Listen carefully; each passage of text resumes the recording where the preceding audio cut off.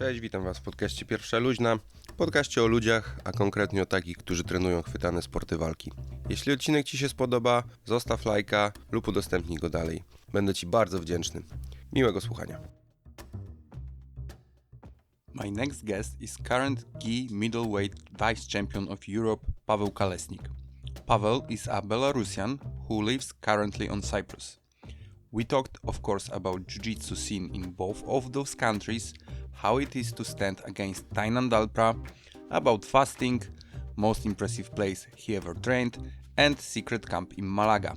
Pavel is a great guy, so don't hesitate to give him a follow on Instagram. Enjoy! Hello, Pavel. Hey, It's a pleasure to have you in my podcast. it's a pleasure to be here. So, I like to start with some unusual questions, but I believe in this case we have to start with the basics. So, what is your story, bro? My story, yeah? Yeah, because to make proper introduction, you are from Belarus. Correct. You are training in Cyprus currently, but your journey have a lot of places and points, and you are also current vice champion of Europe in the middleweight category in the gi. So when you started to train jiu-jitsu, where it was and why? As you said, I come from Belarus, but last almost 2 years, me and my wife, we've been living in Cyprus. We had to move after all the protests and political situation in Belarus. But before that, I spent all my life there, and my martial arts career or path started there, and main part of it happened there as well. Jiu-jitsu has been for like almost 9 years in my life, but before that I had been doing Sambo, combat Sambo, judo. I started as a kid when I was 8. I trained till like 13, 14. Then I had like a break for several years. And when I went to university, being 18 years old, I restarted doing judo, then got into combat Sambo. I was always like, training seriously, but it wasn't like my main focus. I was still going to university. I had like a job, normal job. And then decided to switch to martial arts completely. I started in an audit company, Ernst & Young. Then I switched for some accounting, and then I switched for teaching judo and Sambo. I even had to lie to my parents because, teaching in Belarus, like being a coach, is not a very prestigious career. So I had like, I'm going to be doing it part-time, but basically switched fully to teaching judo and Sambo first. And then on the way, I got into Brazilian Jiu-Jitsu and slowly switched fully to it. Okay, so the decision to make your life all about martial arts was before jiu-jitsu? Yeah, it was before jiu-jitsu. Okay. I don't think I even knew about it back then. I definitely have heard about it from, MMA and stuff, but jiu-jitsu was not in Belarus back then. There was one school, they started in 2010, I guess, doing jiu-jitsu. I found out about them. And for a couple of years, I wasn't like, training. I sometimes used to visit their open mats, but it wasn't like jiu-jitsu per se. It was more like this ADCC, like, all wrestling styles, different schools coming up together and just figuring out whose kung fu is better, let's say. Okay. Yeah, so it was mostly like, literally former or current Sambo and judo guys doing sort of jiu-jitsu, ground game, yeah. Okay. And you would say about Sambo, you are like more like a combat Sambo guy or sports Sambo guy? I started with sports Sambo. Could you tell a little bit about the difference? For sure. Sports Sambo is basically a style of grappling. It's pure grappling style with takedowns and submissions. There are some restrictions. There are no chokes, for instance. Some restrictions. No chokes? No at chokes, all. no. Okay. In sports Sambo, no chokes, only leg locks and arm locks. Okay. And but it's still I would say, with prevailing of takedowns. It's still more like a wrestling style, yeah, because you have limited time on the ground. And combat sambo is a grappling style with the strikes, and it's, I would say, exactly grappling style with strikes, because you don't get points for punches and kicks. You get points mostly for takedowns and obviously knockdowns, or you can also win by via knockout. It also has submissions, so it's like closer to MMA, with the only difference that you have like sambo jackets. Like, Yes. for those who don't know, it's like basically like judo jackets, but at the same time you're in shorts. Yes, Yeah. yes, like famous Fedor Emelianenko, videos, yeah, for sure. and It's Khabib like, and all the guys from this part of the world. Yeah. yeah, so me myself, I started from sports sambo as a kid, and then when I restarted my martial arts career, I switched to combat sambo, and I practiced it for several years. I competed. Nothing crazy, nothing major, but just like local state level competitions. It was fun. It was a great experience. So you decided to become like a judo and sambo coach, having at the same time good, stable job, corporate position, Yes, right? for sure. It was a corporate, very corporate lifestyle. And I believe like in Belarus, it's maybe even a bigger deal than maybe here, because there is less that kind of companies there. For sure, I would say yeah? it's like economically way less developed. So yeah, it was a big success to start after the university in such a big company. But I wouldn't say I was bad at it. I liked it and I was doing well, but at the same time I realized it's not something that I want to pursue all my life, all this corporate style of lifestyle. So yeah, I switched to martial arts.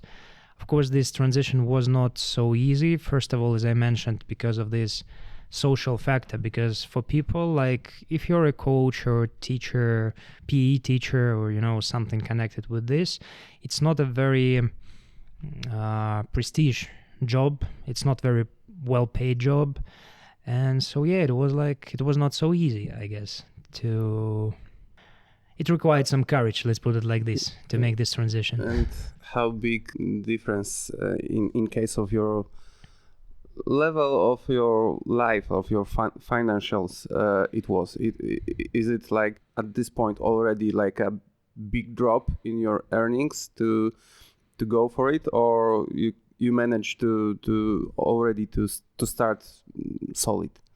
No, in the beginning it was like definitely a sort of a step back, because the thing was I also started to work in a basically like sports club, private club, which was a very new thing for Belarus. The system in general, sports system, is more like government has a lot of state provided, schools. So it was something new for Belarus, like the private club, sports club. And it was not so easy to start, but slowly I picked up. We started having more students. I started having more private classes. So income-wise, it was okay. I wouldn't say something crazy, but yeah, I could provide. I felt okay. And the most important part that, I could keep training.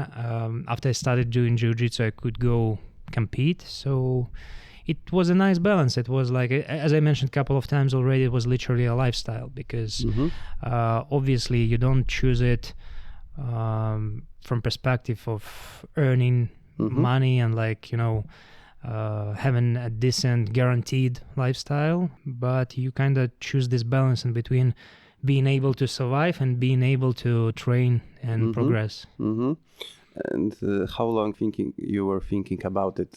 Because it's still a big decision, or just you have this thought and after a few days, okay, I'll do it, or maybe I should do both, maybe I should stay. It was a simple decision for you, or it took time to decide to do that? I think I was growing into it naturally, but it took some time because, I was always training a lot. I was always into it, but obviously it was very hard to combine this training and competing sometimes with such a job because basically all my time I was spending at the office. and then finishing very late, you had to go and train and try to, catch up with young guys who were training full time. But slowly, I started realizing that, as I said, office life was not for me. And I started, helping with teaching some classes. And I realized, I probably should try. But it was like a slow transition because it was not that easy, kind of when you get into this corporate lifestyle, you get into these projects and you finish one project, you're fully absorbed with this, and then the new begins and so on and so on. So you kind of don't have time to catch your breath and think about what's next. What do I want to do with my life? So I think I was growing into it for like a year, and then when their offer from my coaches back then came up with me starting to teach some classes, I was mentally ready for it. Okay, great. So you became a coach, you train judo and sambo. How it started to change that to jiu-jitsu? To jiu-jitsu, yeah. As I said, there was one club, the guys had been doing jiu-jitsu for a couple of years already. We talk about Minsk, right? Yeah, the capital. There was only one, like there are around 2 million people in Minsk, and in Belarus 9.5 in total. 9.5 million, and there was only one club which was teaching jiu-jitsu.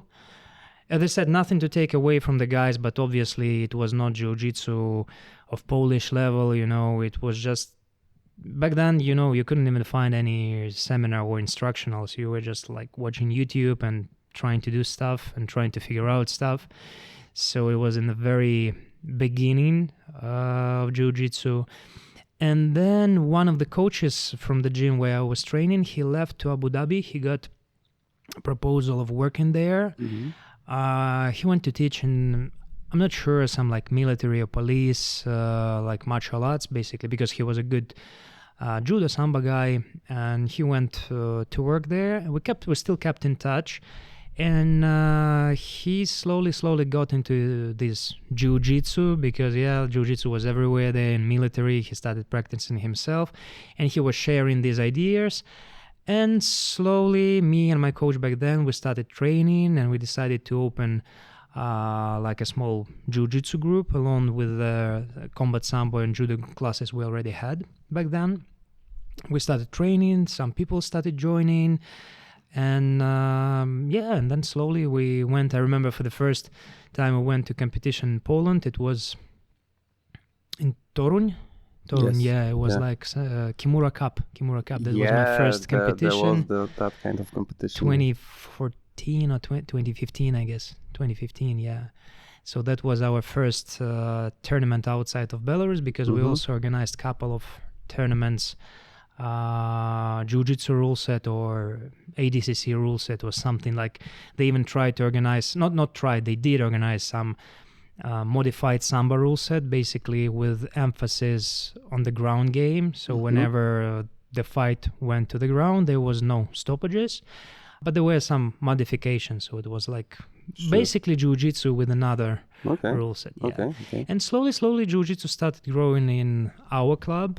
For some reason, I don't know what's the phenomenon behind it, but people like jiu-jitsu, and elder people like jiu-jitsu. Maybe it's more comfortable than combat sambo with striking techniques, or judo with crazy amount of takedowns. Yeah, with judo, at least in Poland, maybe that it's changing a little bit, but for many years it was like there wasn't like a amateurs groups for adults. Exactly. You have to start it as a kid and grow, and you have 18 years old and you are like a black belt. Exactly. What about sambo? Is it similar or absolutely same story, because so as I said, that's the reason. Yeah, our club was the first one commercial club where you could come and train at any age, and we tried to teach classes differently for kids as well, and to provide these opportunities for adults, because like I remember one student, and he was like, I decided I want to do boxing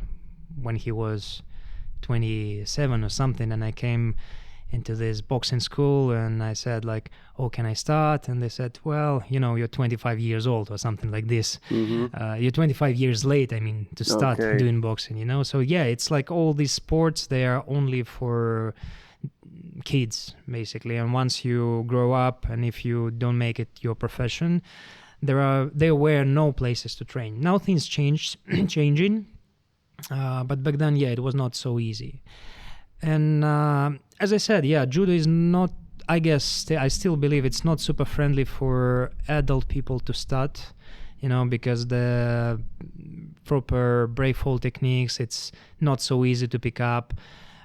This takedown base, it's also pushing away the people who never experienced it, because it's just simply not so comfortable as being on the ground. Yeah, sure. That's why jiu-jitsu classes started growing.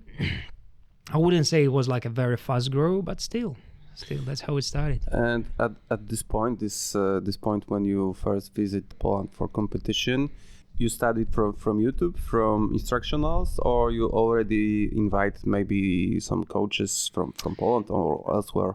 In the beginning, it was mostly YouTube, and my coach back then, he went to, as I said, his friend to Abu Dhabi to train for maybe a month or something like this, so he got some ideas. He was a decent Sambo and judo guy, decent athlete, so he was European champion in combat Sambo. He had some competition experience and he picked up some stuff, so we started slowly trying to figure out, some basics. Basically, with competition approach, it was only two of us training back then. But I think the main source of inspiration was YouTube. And actually after that competition, we met Karel Matuszak there. Yes. And he invited him to some seminar. He started going to Karel's place in Poznań himself.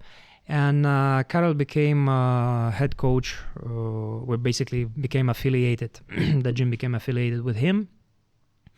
And that was like a kickstart for growing. The first connection with Poland, because obviously it was close for Belarus and it was easy to go by car. Okay. So you already met Adam there? Actually, place? My coach back then, he even competed against Adam because he was a blue belt, but I think they allowed him to compete purple belts and above. It was like elite division purple belts and above. Adam was a brown belt back then, and they competed against each other. They were same weight class. He lost to Adam, but it was a really good experience for us. We're very excited because both of us, we had competition experience in Sambo, judo, combat Sambo, but it was something new. It was very different vibe, and I don't know. It felt cool. It was a great trip. Okay, great. And so, what were your next moves and connections you made to grow your club and your teaching abilities? So basically, as I said, I focused on jiu-jitsu. I still was teaching some kids judo classes and combat Sambo classes, but I stopped training myself. I was totally focused on jiu-jitsu, and the team was growing in sense that there were some new guys who were totally in love with jiu-jitsu coming and joining, and I had a great training partner, and we started try to drill more, watch some YouTube videos and so on. And then I also started traveling to Poland from time to time, doing some competition.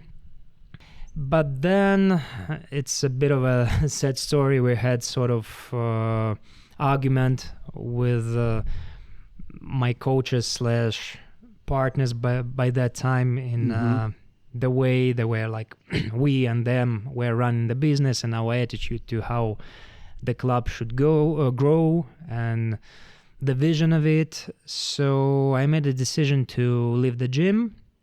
It was not an easy decision, to be honest. It was not the best breakup, if you can say like this. Yeah. But at the same time, I didn't want to join any other club. It wasn't like there was a huge choice in Belarus, basically. But at this point, there are already some competition.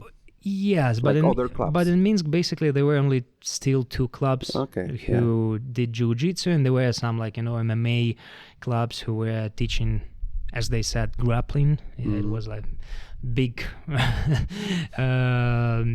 big thing back then, we don't do jiu-jitsu, we do pure grappling. Okay, great. So No hold barred. probably that describes the level of this grappling. So anyway, there were 2 jiu-jitsu clubs, and I felt like if I leave this club and I go to the other school, it wouldn't look nice. So I decided, look, I want to start my own place, because as I said, we had different vision of how to grow the gym and so on, but I decided to focus more on my development, on my competition career. I made this decision that I want to travel more and compete more, and probably they saw me more like a coach, being more in the gym. And anyway, I had to start my own place. I had just one guy who was supporting me in training, basically one training partner. Then some people joined. I started with small groups. So then we started like a small kids class. And basically I started running my own place along with my wife, with some friends. And at this point you were like a purple belt, or? I just got my brown belt. I got my brown belt. Fresh brown. Yeah, I was fresh brown belt. And obviously it was not easy, because I couldn't join any gym. In Belarus, as I said, there were not that many options. And there was only one black belt in Belarus back then. There are still 2, I guess, like 2 existing black belts in the country. So it's not that much. There. Yeah, living there. And is there more like living abroad? There are a couple of Belarusians living abroad, but still not that many. I think less than 10 people, all in all, as far as I know. And I got married.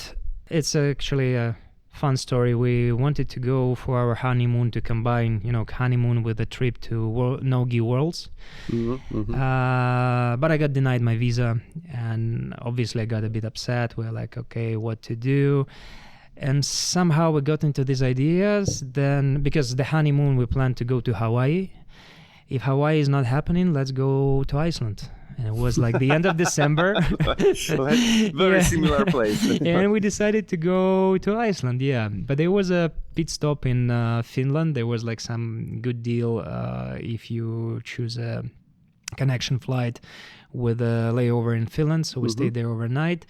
It was a better deal. And obviously in Finland, as soon as we landed, we went to this gym. We rode to the guy, and we came to train straight from the airport. And it was one of these moments, when you click with a person. It was Yuri Manninen's gym. The guy was very welcoming. I don't know, as I said, we just clicked. He invited us for a dinner. We chatted a bit. And then we started visiting Finland from time to time for some seminars. He organized a Demian Maia seminar. Nice. He's actually a black belt under Demian. Then there was a seminar of Kayo and Mikey. So I was visiting from time to time. And, I was like, okay, I have to affiliate myself with somebody, I have to have a coach. And it was like one of these funny, probably conversations when I was like, Yuri, like, I don't know, do you want to be my coach? Can I join the team? And he said, yeah, for sure. And that's how, I became affiliated with him. He's affiliated with Braza team, and Camprida and Rodrigo Medeiros. So we became a part of Braza. It was also like a easy, would say, terms of affiliation. It's not like, some very strict affiliation. So it was easier to get into it. We became part of Braza, and our gym was growing slowly. I kept visiting Finland. I kept training there, visiting Poland. And that's how we were growing. And then one of my first training partners joined the gym. He became second coach, and eventually, after I had to leave Belarus, he's still there. He's still running the gym, and it's doing pretty well, though obviously situation is not great there, but the gym is growing. I think they're doing a great job. Perfect. Yeah. And yeah, about the reasons you have to leave the country, you are some way into like the protest or something like that. You are like engagement in some opposition, or what happened? Like, or that was just a decision that it's not country to live. Yeah, now. like no, probably not everyone knows, but Belarus is and was how to say. I'm not gonna try to be politically polite here somehow. Like, it is a dictatorship. It was always a dictatorship, and nothing is changing, and things are getting worse and worse. Like, I wouldn't say I was like super oppositionally vocal or involved, but everyone was involved into opposition, because literally majority is against dictatorship, and it got to this boiling point in August 2020 when there were huge protests and people were beaten up by police, which kind of started the new wave of protests, because the cruelty with which police was suppressing the initial protest was just insane, and that's how it grew more and more, and the situation got out of control. I mean, the protests were peaceful for a long period of time, but I guess that was the problem, because obviously our dictator was not ready to negotiate on any terms with the opposition. Unfortunately, eventually all the protests failed, but the repressions after it, they are still ongoing, and many people got to prison. Many people had to leave the country. Luckily, probably, yeah, definitely luckily, I didn't get to prison myself, but it was like, that period when if you don't go to prison, every weekend after the protest, you're staying around the prison trying to figure out where your friends are. Are they okay? Are they here? Are they safe? Are they alive? And so on. When they will be released.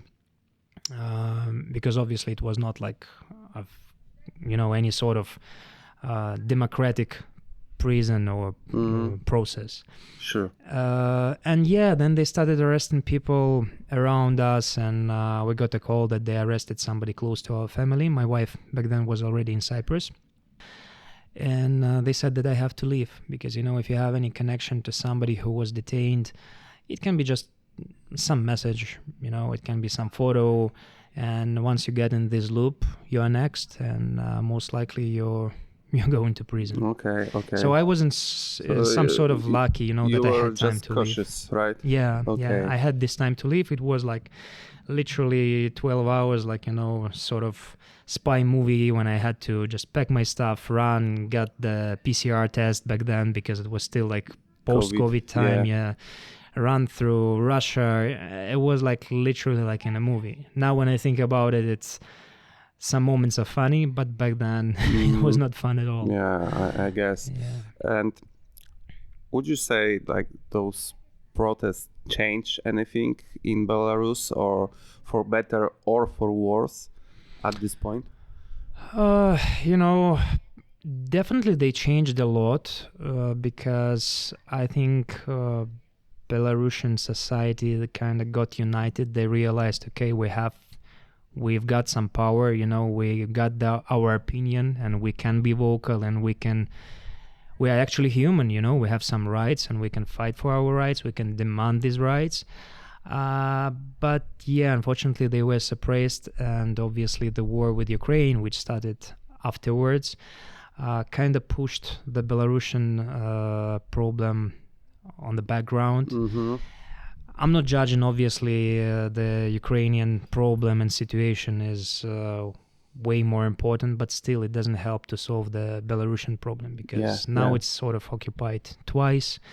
And to be honest, after I left, like the first couple of months, you still believe, it's like tomorrow everything's gonna change, the victory is like over there on the horizon, we can see it.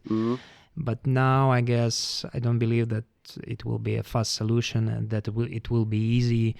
And I guess many people who had to leave, because it's literally thousands of people, they didn't lose the hope, but they understand that it's not going to be so easy, you know. It's going to take a lot of time, and it's going to be painful for the country. Yeah, and because you know, for me, with very surface knowledge about the situation, like the face of the Belarusian system is Lukashenko. For sure. And what will happen after him if he die? Is it like there is a chance that everything will collapse, or the system behind him is also like a strong? There is a, you know, like those guys with a lot of power who will take on and start to go the same way, or that could be a chance for something to happen?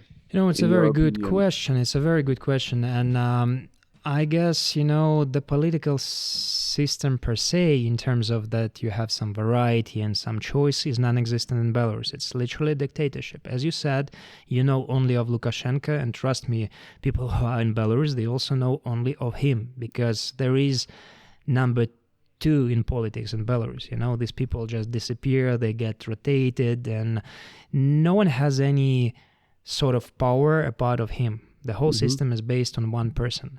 He has 3 sons, so we could potentially think that after him there will be one of them, right? Okay, and they are politically involved? They are politically, I mean, 2 of them are older. One is, he's probably turned 17 or 18, like recently, so, but he's like, you know, probably the main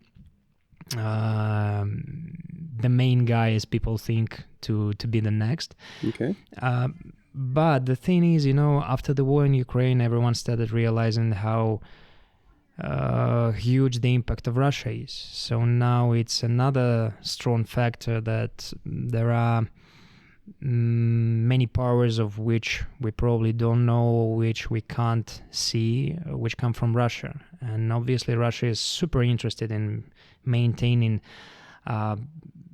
keeping Belarus dependent on Russia, whether it's like officially independent or a part of Russia, doesn't matter. So there are a lot of speculation on this topic. And I guess, yeah, it's very hard to predict, even for, you know, people who studying politics science, what's going to be next. Because, yeah, probably, but for sure, I guess from my point of view, it's not going to be an easy transition, because, as I said, Russia won't be inclined to give, you know, this freedom and to give an open gates for Belarus entering Western countries, you know. So, and would you say that the people who are against the system, is it like a generational thing that the younger people already knew the West, you know, with the global world, and they know that there is something else, and like older people are still behind the system, or like is it like no, there is no such a difference, and the older generation is also like would like to change? I mean, like percentage-wise, I think, yeah, obviously younger generation is always this moving power of any sort of revolution, of any sort of changes. And most of the younger generation, they are supporting changes. Yeah, yes. But still, the elder people are also against of what is happening. I mean, even before the war was like this, you know, kind of shock for the whole of society, because everyone was just sort of lost. How is it possible, you know, that Russia, Ukraine, and Belarus were always considered brothers and sisters, as they were saying, and it's basically like having a civil war, sort of, you know. So yeah, like still older generation also against the politics. I mean, not everyone, obviously, because propaganda is doing a great job, and this politics of sort of isolation is also doing a great job.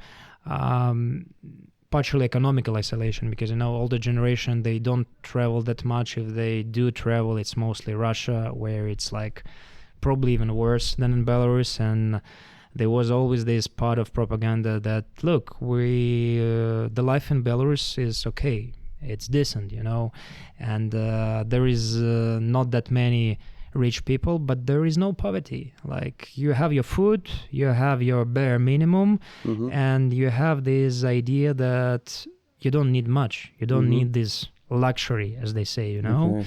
So if you are healthy, if you're not hungry, you're okay. And that part, they kind of grew this part of people, or this generation of people who were like, okay, it's not that bad, I guess sometimes it's a part of Belarusian mentality that it could be worse, Okay. and that's why some people are satisfied. But as I said, that during the protests, and especially after the war happened, it reached the boiling point when people started like realizing it's not the way, it's not the way to continue, And there is a chance for something better. For sure. Yeah, it will happen. It will happen. Yeah, soon, the I only believe. thing that I guess is gonna take some time. It's gonna take some time, but with this war on Ukraine, and I believe in the end that could help, because at this point, we are talking about getting Ukraine to NATO. Yeah. Putin is losing this war. Everything expected otherwise. So if the timing will be right, and like this Putin go away and Lukashenko go away, similar maybe time, something could happen. Something could happen, and something will happen, and I'm sure of that. Okay, let's get back to jiu-jitsu. The fun part, yeah. Still, that was an important part. It's good that you can speak about it, especially that, as you said, most of the attention right now is still on Ukraine, and in Belarus is still is boiling. Yeah, for sure. So what made you to move to Cyprus? So basically, I think I've mentioned my wife, she was born in Belarus, but then she grew up in Cyprus, so she was Cypriot citizen, and it was just easier for me to move Okay. there, document-wise. I already had a permanent residency there, so when I had to leave, I didn't have that much choice, basically it was like, go to. And I'm not complaining, because Cyprus is an amazing place. It was super welcoming. We had been traveling there before a couple of times. I already knew some of the local jiu-jitsu guys, so the jiu-jitsu community was also super welcoming, and it became probably this factor which helped us to settle down there, which helped us to feel at home as much as it could be.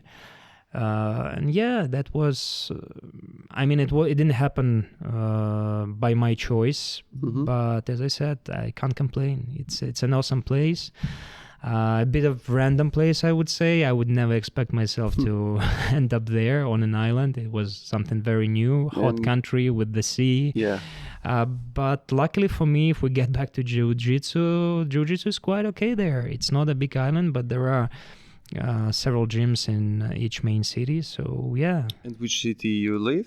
I live not far away from Limassol. Limassol, Yeah. okay.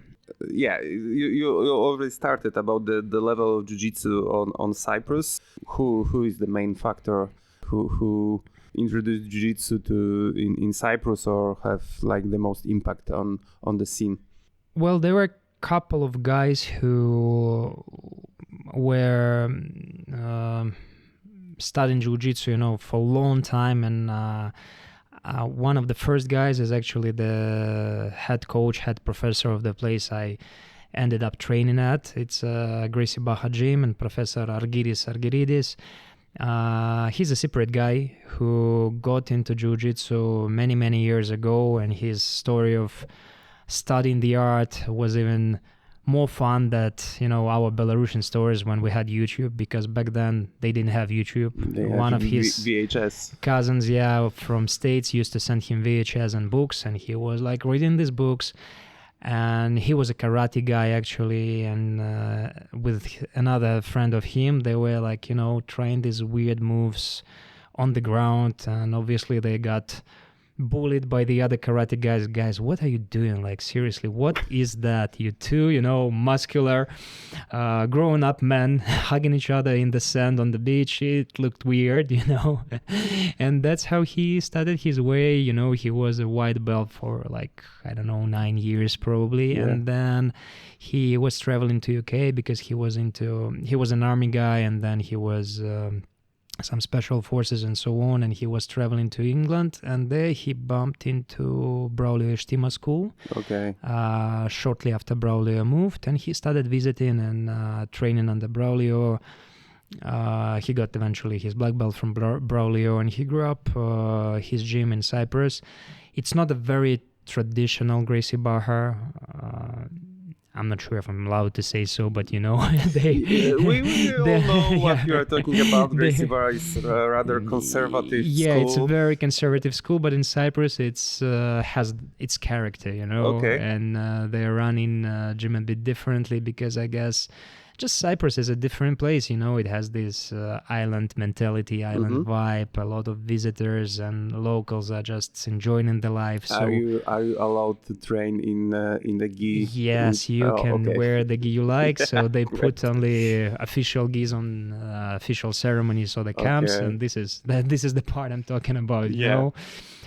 Because it's hard to force Cypriots to wear just uniform, any sort of uniform, and show up sharply on time for classes. It's an island mentality. But still, he was one of the first guys who was growing jiu-jitsu, and the gym is quite okay. I mean, there may be not that many, crazy competitors, but still there are some dedicated guys and just random hobbyists who love showing up and training, and jiu-jitsu is pretty big, as I said. For me, it was a nice surprise when I moved there. And you still training there in this gym? Or? Yeah, I train there. I also, from time to time, try to visit some other gyms because Cyprus is quite small, and by car you can basically within 40 minutes get to other places, and there are some cool gyms in other cities. There is also Renzo Gracie gym in the capital. There is one more Palestra gym in the capital. Both guys had some international experience, and they the guy from Renzo Gracie, he was training in New York for a while. He's a black belt from Renzo, some good experienced guy. The other guy in Nicosia Palestra gym, he also was an active competitor, and he still does compete and picked up a lot of experience. Recently, a couple of guys moved from Austin, Texas, from Paragon Gym. Okay. So it's good growing factor for Cyprus. I hope they started their gym in Paphos. So, there is some experience, and obviously I think many people who are into jiu-jitsu have heard about this girl, Eleftheria, who trains in another bigger Cypriot city, Larnaca. She made it up to ADCC finals last year. Okay. So, she's a huge talent, main competitive talent of Cyprus. Anywhere you go, you can find some training, and because the community, it's quite big, but at the same time, everyone tries to maintain these friendly relations. We have this opportunity to train together, to visit each other, but there are some great training partners in Gracie Barra, so I'm based mainly there. And obviously, I still come very often to Poland. This is my second jiu-jitsu home probably, so I try to come to different camps and seminars. When you moved to Cyprus, you started to go to this Gracie Barra gym. How long it takes for you to teach again and earn from jiu-jitsu? Basically, after I moved to Cyprus, I couldn't work because of my documents for first 6 months. So my wife was providing, and we had some savings from Belarus. But after 6 months, I was allowed to work, and I became self-employed. And since then, I was teaching classes, but mainly private classes, some also group classes in the gym, but still try to be focused more on my own development, to train more myself and try to compete more. This is the goal for now. Okay. And are you, at this point, you are looking to stay on Cyprus, or you have some ideas to maybe live a little bit or more somewhere else? After lately, after recent years, it's hard to pretend what's going to be next. I'm kind of trying to be, not to make predictions, not to look that far. But document-wise, it's like Cyprus is the place I have to be. I have to renew my residency, so it's my constant base. But in general, I guess Cyprus, I kind of fell in love with this place, and it feels great. It has everything you need for life. So I guess, we're gonna stay in Cyprus. I mean, as I said, nothing is certain in this life, but I guess the plan is to be there. The only problem is probably end of July and August this month are too hot to be there. So maybe we'll be visiting Poland for summer. It's funny to choose Poland for a summer destination. Most of people run out from Poland to get there to get some sun. There are levels to it. If you have sun all year around. Like at this point, the Greece is burning. And it's rather close. So is there everything safe on Cyprus right now in case of fires? It's a common thing. Luckily, there are no big fires there now, but it's a common thing to have fires during these hot summer months. So it's a big problem there. And as you mentioned, Greece and Cyprus, from time to time they have big fires. For now, as I know, luckily everything's okay. Somebody's swimming right now because we recording this on a very funny place. There's this kind of balcony, let's say, sauna balcony, and there is a pond outside of us. And as I said, it's fun to be in Poland during summertime. Swimming. So. We will get in a moment into European Championship subject, but until this moment, until the European, what was your biggest competitor success?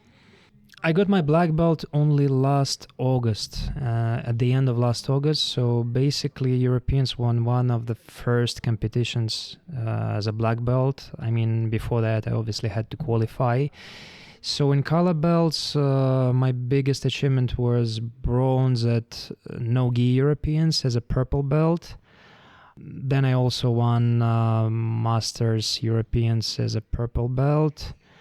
And probably that's it. This is if you can call it like big achievements, that was it. Okay. So there were some opens, IBJJF Open, some local tournaments. I didn't compete that much as a brown belt because of COVID. Basically, we got stuck in Belarus, for these almost 2 years. And then revolution started. So it was kind of busy away from competitive jiu-jitsu. So I would say it was a big leap.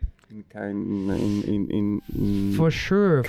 I was competing in Europeans before at brown and purple belts, but not any sort of success. I mean talking about the gi Europeans. So it was my first big tournament as a black belt. Okay. Yeah. So what was your mindset going to last Euros? Like, I know like everybody should think I'm going to win. I'm not going to lose. Of course, we are competitors. But like, what you are thinking? You are going to get some experience, or you were believing I'm going there to get some medals? What you are thinking when go? As I said, I got my black belt only last year, less than basically at the end of last August. So I'm already a Masters competitor. So for sure, I didn't have any, illusions about competition. But at the same time, I guess I matured in sense of, I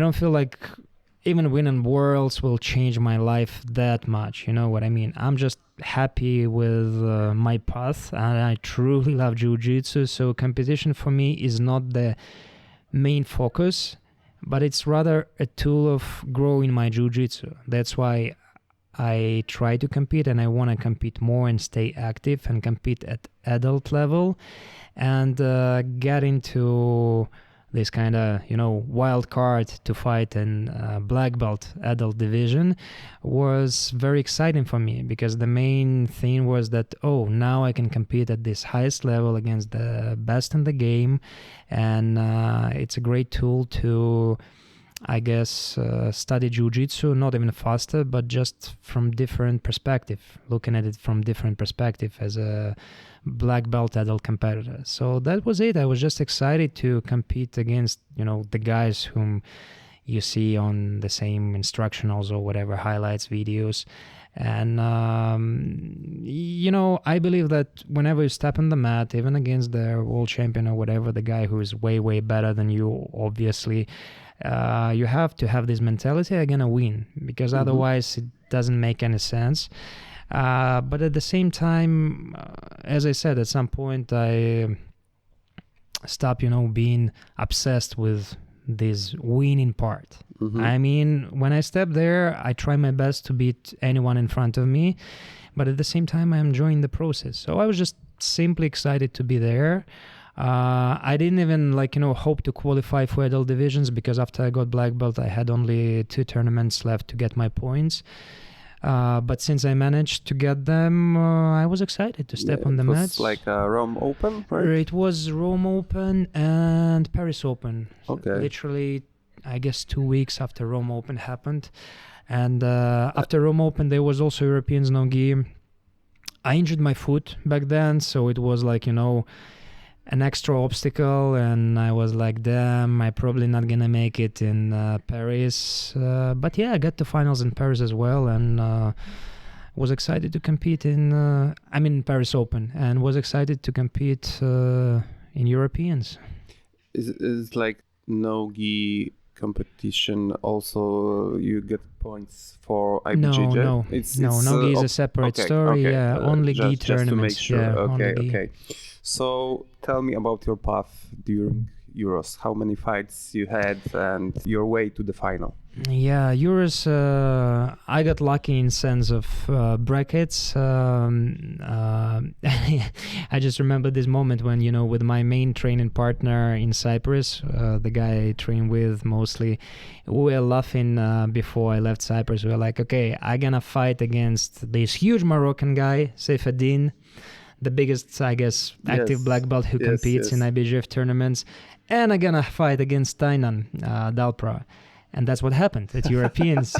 So be careful with what you wish. So basically, I signed up for open class, and the first match I had against Seyfeddin Humini, huge Moroccan competitor. Guys who don't know, check him out, and he's just a crazy big guy. I lost that match, but I was happy I survived because it was like a really, really heavy and hard experience. It was my first Europeans match.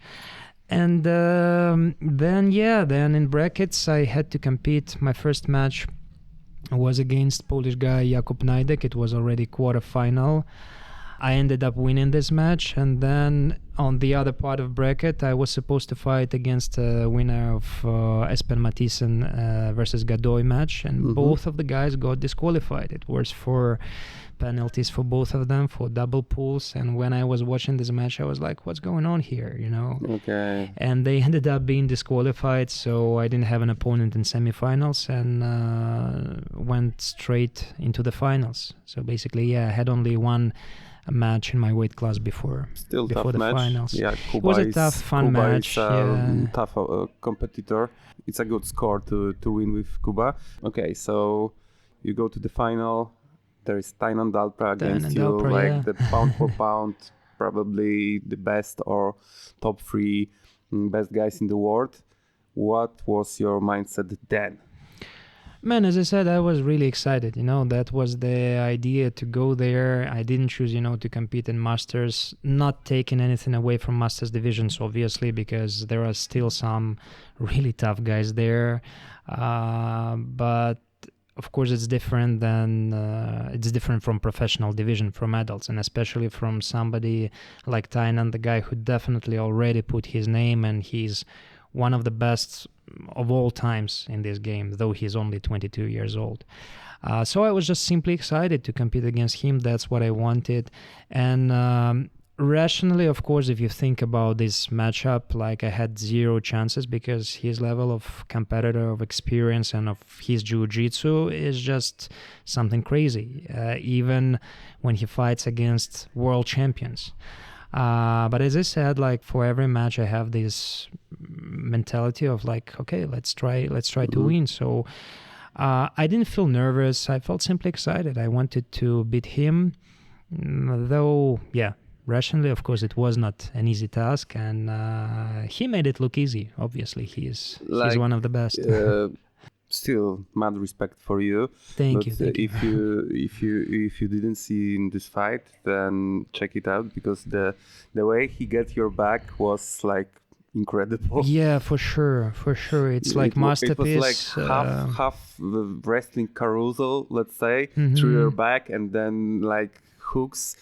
Like a masterpiece. So, and how surprised you were when he lost during the Worlds with Jensen Gomez? To be honest, I watched this match live on Flow Grappling and live stream. For some reason, I expected it to be a tough match, especially after, for those who don't know, they had the previous story. Jensen beat Tainan as a purple belt. I don't remember whether it was Worlds or Panams or something like this, and they had even this moment on a documentary about Tainan. Okay. Jensen injured him in that match. It was a severe injury. He basically broke Tainan's knee, and I think it was a ref decision, but still Tainan had a bad injury. So for some reason I thought there would be this mental factor. Obviously, I don't know whether it was the decisive factor, but maybe, yeah, people who don't follow that much, they don't know about Jensen, but he is a tough guy. I mean, before that, he had won Europeans, he came second at Brasileiros, and he competed in medium heavy. So he came down to middleweight, and I anticipated like a good, definitely not an easy match for Tainan. But at the same time, before that, Tainan had a match against Isaac Bainse, and he made it look so easy, such a dominant performance. He didn't submit Isaac for the match was 30 minutes, but I think it was even more impressive because Isaac like literally couldn't get any opening for these 30 minutes and was just trying to survive. So yeah, I anticipated it to be a tough match for Tainan, but maybe it's this thing when somebody is so dominant in sports that everyone, even if they love this person as an athlete, they like, okay, is he going to win to lose tonight? So everyone was waiting for this match. I wouldn't say I was surprised. Yeah, I expected to be a tough match, but obviously, if you asked me before, I would still put my money on Tainan. Yeah. Sure.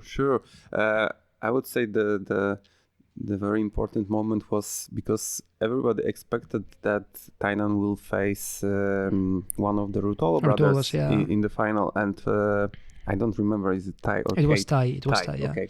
So, and Jensen win with Tai in the semifinal. So that was moment when you could start, okay, who's this guy? Yeah. That was like maybe not who's this guy, because as you said, he had like podium on every major competition year before, but yeah, if there was supposed to be a final Ruotolo Dalpra, and there is this Jensen Gomez fight, still I believe like in the next match Tainan will crush him, but it's fun to see. And there was a lot of surprises on those Worlds. Yeah. So it was fun to watch. Who's your favorite competitor to watch? Like, there are kind of two ways I watch competition. One of them to enjoy the fights, and obviously from this part of point, I would say there would be definitely Tainan. If we're talking about gi, they would be probably be Milka Galvao boys, all of them, Diogo Reis, Fabricio Andrew, and obviously Mika Galvao. These guys are spectacular. They always bring huge drive on the mats when they compete. I think Isaac Doiderlein, he's always a very also intense, spectacular competitor. Nicholas Merigali, obviously. Not gonna forget about Adam Warzinski, of course. He is like one of the top level guys in his fight against Philippe Andrew. His beautiful comeback, it was like probably one of the best fights of the current season so far. But at the same time, there are also, as I said, second approach of me watching fights when I study opponents and I study like different game plans and, just basically study jiu-jitsu watching these fights. So here, like also I try to obviously study everyone in the middleweight and lightweight, potentially the guys against whom I can compete. So just to see where jiu-jitsu is going to now, to see the modern trends, modern game plans and so on. So yeah, all the top level guys. In case of like the method of pushing the knowledge, like you have some favorite instructionals, or maybe I will ask first. With all the methods you can learn jiu-jitsu, you have like access to everything. You could go to seminar, you could still watch YouTube or instructionals, you could watch fights. What is your favorite, the best, or the most giving you the edge method of learning? If you had to choose one method of learning jiu-jitsu and from today, since today, you would like watch instructionals, go to the seminars, or watch fights. What is the best way for learn to you? Like, no, I guess if you ask me to choose one, it's obviously time spent on the mats. You have to train. Sure. No matter what you do, like you can watch the best instructionals, unless you put these hours in on the mats, it's just not gonna happen.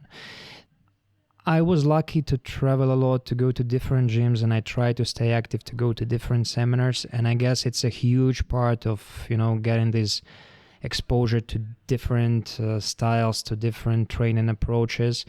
Rolling with new opponents, I guess it's crucial. Just kind of sort of battle test, your game.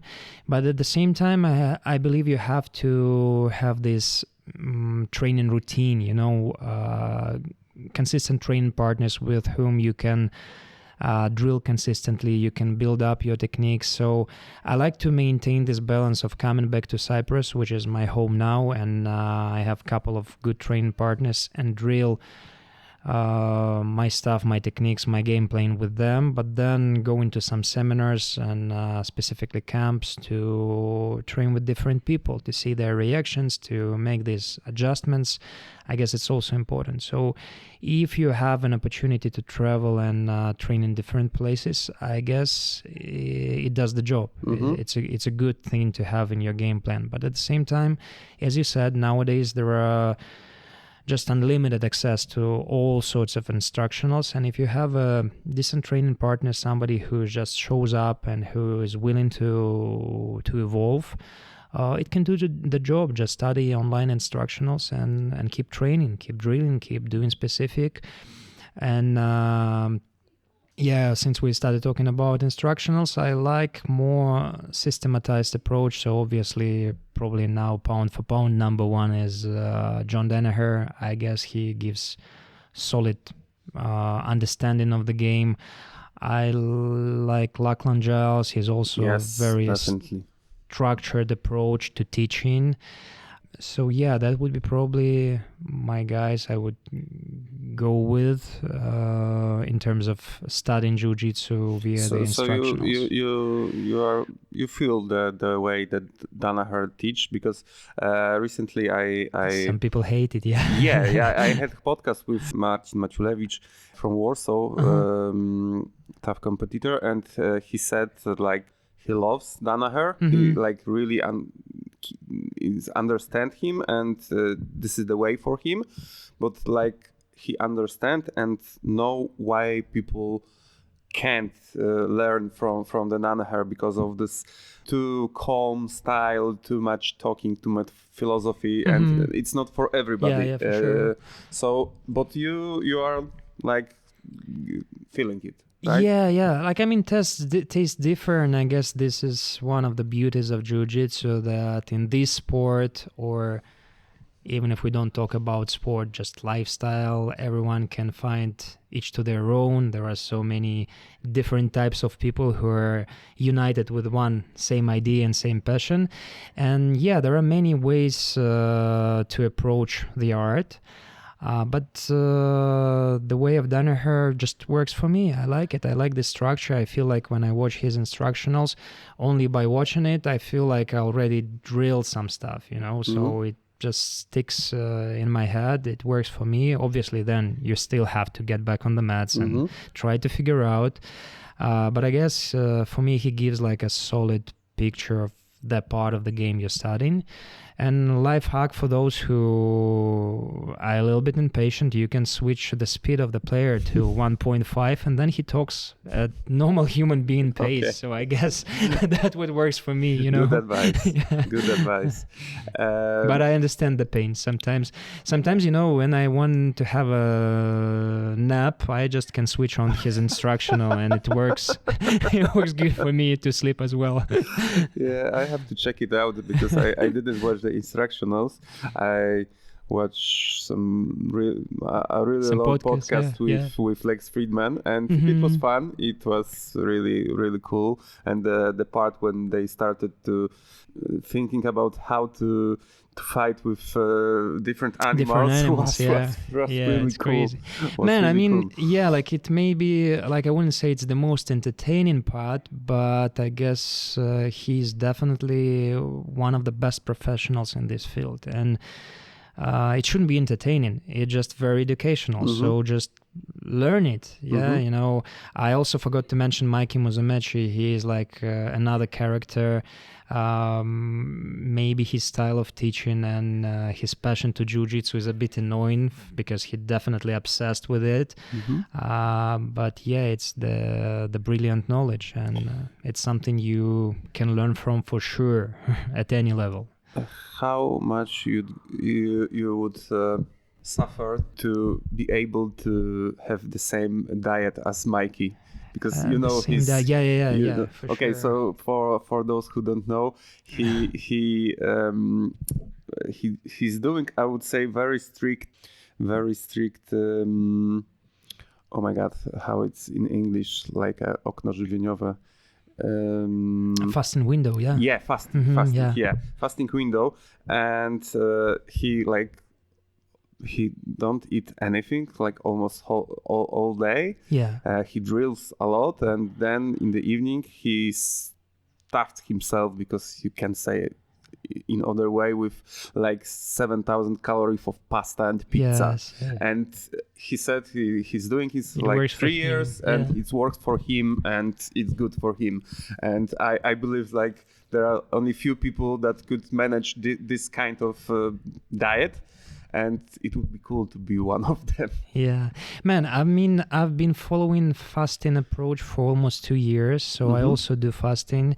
I usually go with a 16-hour window. So it works for me. I mean, sometimes I have to adjust. 16 hour of non-eating. Non-eating. Yeah, so 8 hours of eating. Of eating, yeah. So usually I have a okay. break. I mean, I don't eat breakfast, and I train all my morning classes, teaching some privates, doing my own training, lifting. Like nothing, or just like coffee and water. Coffee and water. Yeah, okay. that's what works for me, and I feel great. And I mean, sometimes I have to make adjustments, like especially going to the camps. Since we're here at the camp as well now, I do have breakfast because we finish the dinner relatively early. I mean, we finish around 7:30 or 8, our last meal. So by 9 in the morning, it's already Mm-hmm. 13 hours fast. And at this camp, for instance, I do have breakfast. But yeah, I'm okay to train without breakfast, and most of the time that's how I rock and roll. And so for me, it would be okay, I guess. So what is the time you start your window? Usually I eat quite late because I finish evening classes normally late, and we eat, me and my wife, after 11 p.m. usually the last meal. Okay, so we're still having like 8 hours. It's like I'll the eat first your around meal 2 or 3 p.m. Yeah. Okay. Yeah. Do you have something specific in your diet? You maybe throw out some products from your diet. Of course, I know like sweets and sugar and stuff like that. You avoid probably, but maybe something like out of regular order. Yeah, I mean, I try to eat healthy, like try to eat some veggies, and I'm lucky that my wife cooks for me, and she's a good cook, and she makes really delicious food. So we try to stick with healthier products, but I would say, yeah, most of the time the carbs would be pasta. In Cyprus, we don't eat that much meat because it's hot and you just don't want to eat meat. So the protein would be mainly fish and some like chicken, probably, chicken, eggs. That does the job. I like nuts.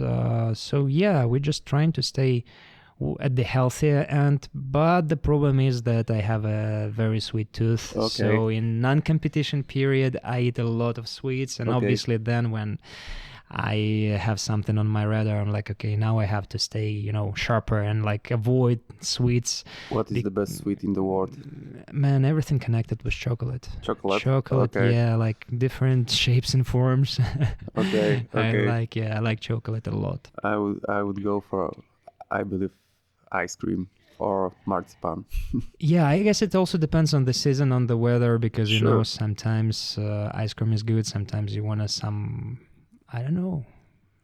Yeah, but some chocolate pie, some chocolate cake would be the best for me. Okay, Yeah. so some brownie or fondant. Yeah. Yeah, anything which contains sugar is my go-to. But as I said, sometimes I have to limit myself, unfortunately. Though for these Europeans, I didn't even cut weight. I went to middleweight, though usually I do lightweight.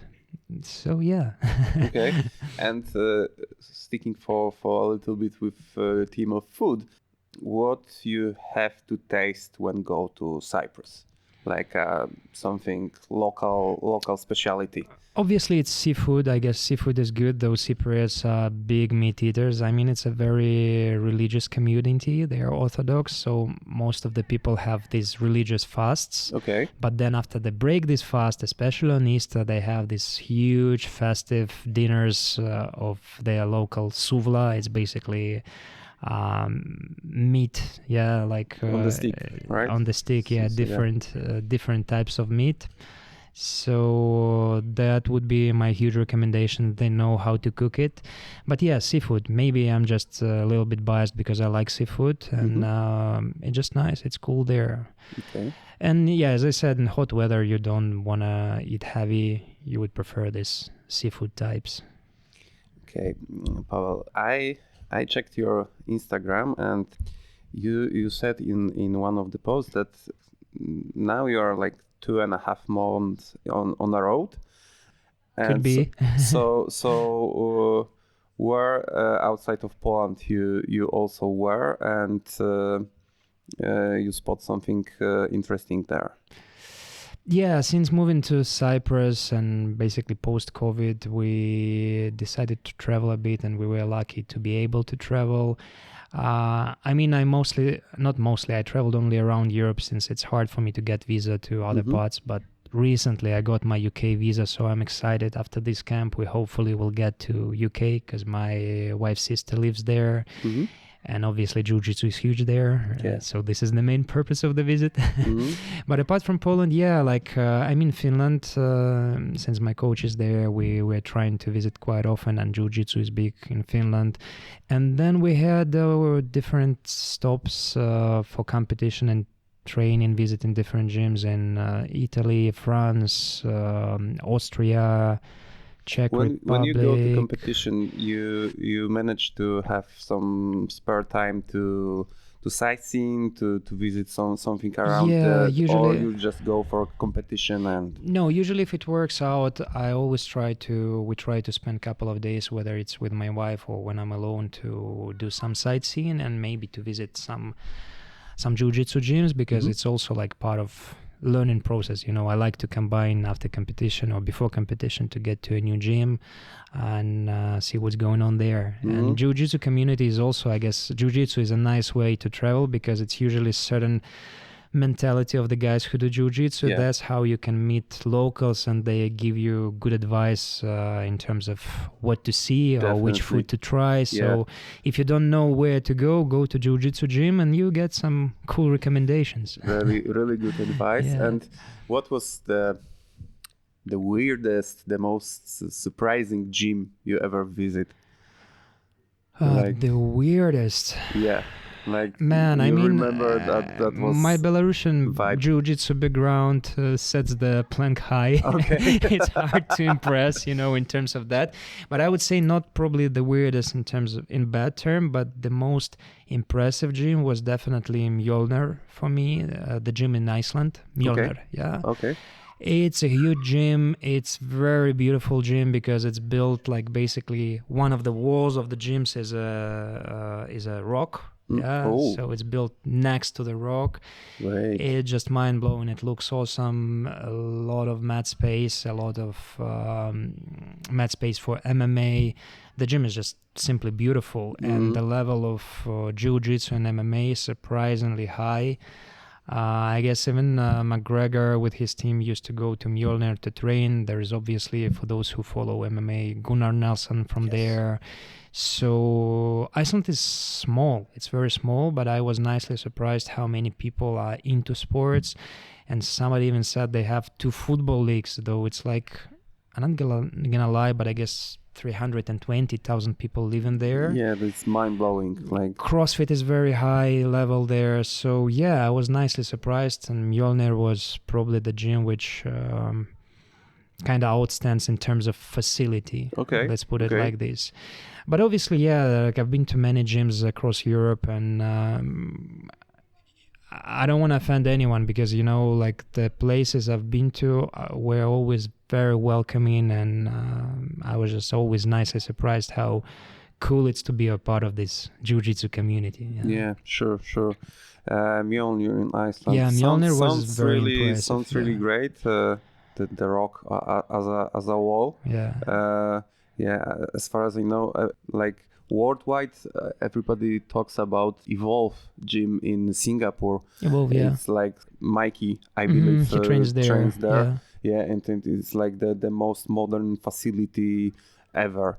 Yeah, for sure. But I mean, there are probably a lot of gyms across states, with good facility. I haven't been there, but yeah, it's huge. It's getting more and more professional. I guess in Europe, it's also growing in terms of facility. There are many, cool gyms with nice mat space, nice showers, good level of instructors. So, yeah. And if you could go tomorrow to Brazil to train, to where would you go? Like first thought. First thought is obviously Manaus, but it's kind of... Obviously? It's not obvious answer. I mean, because it's probably now the most hyped spot, one of the strongest team. Right, Melky Galvao. But again, it's probably... Sorry, for me, Manaus, my first thought is like a Boca. And the jungle. I forget that all the Melky is from there. Is there, yeah. So that would be it. But I guess it's like, the kind of the same story as with Janssen Gomez. It depends on how marketed on the social media you are, right? So it's something which just comes to my mind. But if I was planning a trip, and hopefully I will at some point, I would study the market and get some advice, because jiu-jitsu is just huge there. And I don't know, now when I'm start thinking, it's probably could be also Damian's Maya gym, if he would be there. And because my coach is Damian's friend, and it would be nice to visit this place. But yeah, there is Dream Art. There are so many places there. I would have to investigate and explore. I believe you could find those weird gyms in Brazil also, like For sure, it may the be, smaller cities yeah. we don't even know, like With the highest level of the guys training there. yeah, probably yeah.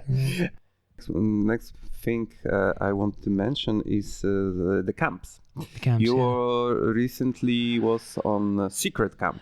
Yes, I was. Tell me more about it. Because it was secret camp Since it's, with the very, very high level of competition. The first rule of the secret camp, right? Yeah. Secret camp was so-called C team.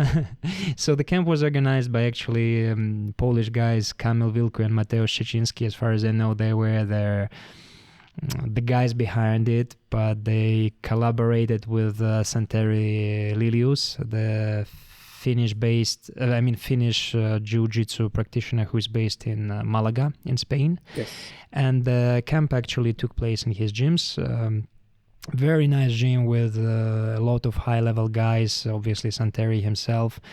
And I got invited there. There was like top-level European active competitors and also some local guys joining in. It was 10 days CT team camp, as we were joking in between us, with some of Polish guys as well, obviously, because Mateusz and Kamil were initiating the camp. And it was a great experience, man, because, so many high-level guys sparring for 10 days. 10 days we were sparring morning and evening. It was definitely hard. It was the toughest camp you ever been? For me, for sure. It was the toughest camp because there were no restaurants, all the very high-level guys, many of the guys who specialize in no-gi. So it was tough, but it's definitely one of these rooms, training rooms, where just by being there, you progress. You don't need to be smart in your training in terms of how you drill or how you approach. Just being there, you will grow, because it's like tough guys, and it was fun. It was fun. What would be the main thing you get from there, like in case of maybe technique or mental aspect? Like maybe you felt that you can, stick with the top guys, or maybe you have some eye-opening concepts you heard there. At this point, because I try to study a lot, I try to follow a lot the competition. I wouldn't say there are these things which you see for the first time. Obviously, there are a lot of details you can pick up here and there. So I always try to approach the concept of training to see how people train, how they approach their training, their routine, their regime, their training structure. That's my, first point I try to notice to myself and make improvements to my own training routine. But in camps like this, it's usually you get this higher or highest level timing, by rolling with these guys, you feel like your timing improves a lot. So it's probably not about techniques per se, but about getting this so-called feeling of jiu-jitsu flow. I feel like your timing grows. And obviously you pick up this and that details, but mostly it's this constant focus you have to have when you roll with the guys like this, because with pack of wolves. With the lower belts you can even give a little bit of room, kind of get into deeper waters, because you can get, it's basically like an active drilling, so you explore different positions, your C, D, Z game, whatever. And here you have to be sharp at any moment, you have to react quickly, so it builds this different awareness. So I would say these camps are very good in terms of preparation for a competition at the highest level. Okay, great. Pavel, what are you doing when you don't do jiu-jitsu? When I don't do jiu-jitsu, do you have like some other hobbies or passions? I was really big into fishing when I was in Belarus. It was my passion, definitely. It was my huge hobby. But since we started, having our gym, I didn't have that much free time. So apart from my own training. I had to teach classes, and then I had to think about the gym. So it was like just jiu-jitsu, and jiu-jitsu, just in different shapes and forms, basically. Since moving to Cyprus, we had to, settle in. I had to do documents. I had to get driving license to explore the new world for me, because, Cyprus is very different from Belarus. But we also had to go through some renovation. But basically, I was trying to travel around the island, to go to the mountains, to go to the sea, just enjoy the nature. So I didn't have that much time, for other activities rather than jiu-jitsu. But I like to spend time at home, with the guys from the gym, the friends, with my wife, and just to go out to the nature. And luckily Cyprus gives you a lot of opportunities to enjoy it. Maybe watching some movies, watching some TV shows after a training day, it's also just a good way to reset. What would you recommend, what you've seen lately, which makes like a good impression on you, like the movie or TV show? Man, I usually follow the lead of my wife. She always come up with cool ideas of TV shows, and we try to watch something, just funny, which helps to relax, okay, to chill a what's bit. The best sitcom ever? The best sitcom ever? Yeah. You are like Team the Friends or Team the Office? Or... I guess it's a hard question, but since you mentioned Friends for some reason made a really huge impression on me. I just loved it. I kind of now when I'm talking about it, I feel the vibe of it. Yeah. It's maybe it's a, whenever you discuss some movie or TV show, it's not only the TV show per se, but it's also the moment of your life you were at, the circumstances. So it's kind of brings up all these emotions. So for me, Friends was really cool experience, and that's something I would rewatch. Similar age, you are like 88, 89? 89, yeah. 89. I'm 34. As 34 like me. So it's funny that now there is a lot of information that the younger generation, the Z generation, they don't like it. They think it's not funny and sexist and homophobic sometimes, and all the worst things. And looking from today's perspective, many times probably yes, but still the sentiment is very, very, very big. And it's really, for me, not the best, but definitely very, very funny, worth to. If someone will put on Friends on the TV, you will watch it and you'll enjoy it. You would enjoy it, for sure. Pavel, my last question is my regular question. Since you have to go to the sparring session. Time to train, Yes, it's time to train. But if you could have a private lesson with anybody in the world outside of the fight world, like you just get call and someone asking to have a private with you, and on the private lessons you get to know this person, to have some connection, and who famous person would be cool for you to have this opportunity to meet him, train with him, talk with him, show jiu-jitsu to him or she? Like an actor or like a singer. You mean outside of jiu-jitsu outside world? of jiu-jitsu, outside of martial arts. Wow, this is a tough one. I have to think about it. No worries. So I will make it like you have like instant response with the edition. Give me just a second. So somebody outside of jiu-jitsu world, I would like to introduce to jiu-jitsu. Man, it's really a tough one. Maybe someone from like what's your favorite, like a singer or band? Maybe something around that. You are like a more like a metal guy or hip hop guy? It depends on the mood. I would say, So just trying to think. It's like kind of, I don't know, maybe it's a connection from childhood, because I liked football a lot, to watch football as a kid, and for some reason the Ronaldo the Brazilian player, not the Portuguese Ronaldo, like Sure. since we are old school here, right? Ronaldo was like very inspirational figure from my childhood. So could be him.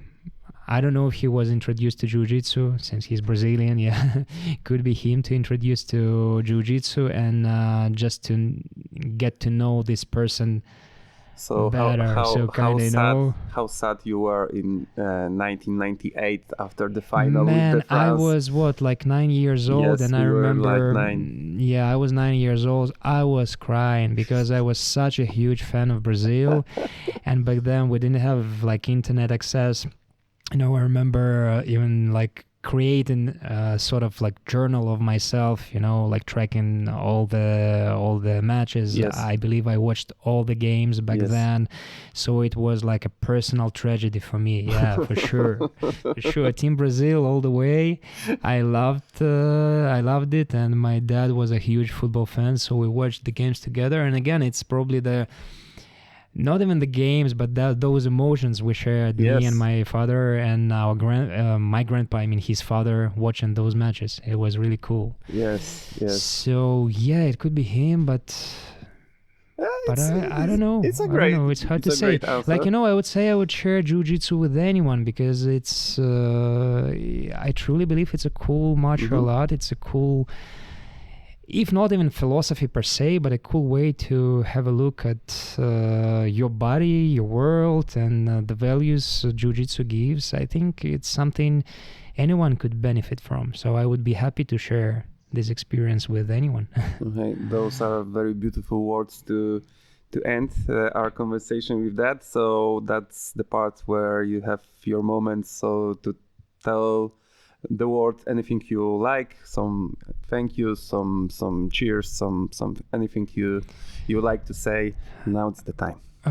Thank you so much, first of all, for having me on this My pleasure. podcast. It's a definitely fun experience, and I hope some people will find something fun and useful for them in this conversation. Thanks to Lukasz Bilski, at whose camp we're here, to Adam Warzinski, who's running the classes at this camp as well. I'm just Poland is another my jiu-jitsu family, one of my jiu-jitsu families, so I'm happy to be here. And thanks for all my jiu-jitsu buddies and people I met on the mats, including my wife. It's a huge part of my life. It's like people with whom I share this path. It's an amazing journey, and if you're already into it, enjoy it. If you never tried it, just give it a try to make it a part of your life. Beautiful. Thank you very much. Thank you so much. Cheers. Dzięki za wysłuchanie odcinka do końca. Jeśli macie jakieś pytania do gościa lub do mnie, piszcie śmiało w komentarzach na Facebooku, Instagramie lub YouTubie. Oczywiście zachęcam również do szerowania materiału. Os i do usłyszenia.